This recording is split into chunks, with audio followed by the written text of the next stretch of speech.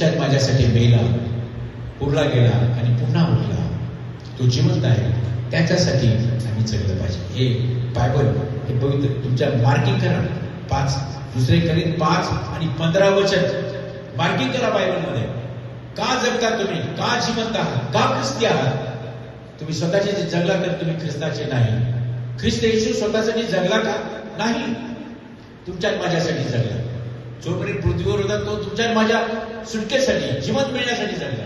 आज आपण येशूसाठी जगलं पाहिजे. येशूसाठी जगलं पाहिजे म्हणजे काय केलं पाहिजे? त्याच्या वचन, त्याचं सत्य जे आहे, त्याचं जे जीवन आहे ते आम्ही आत्मसात केलं पाहिजे, आम्ही घेतलं पाहिजे, स्वीकारलं पाहिजे, विश्वासामध्ये राहिलं पाहिजे, नीतिमान राहिलं पाहिजे, सात्विक असलं पाहिजे. चर्च कधी चुकू नये, देवाचं वचन कधी वाचण्याचं टाळू नये, नेहमी प्रार्थनेशील असावं, सुवर्तमान सांगणारे असावे, गीत गाणारे असावे, उपासना करणारे असावे, प्रेम आणि प्रेम आणि प्रेम देत राहावे.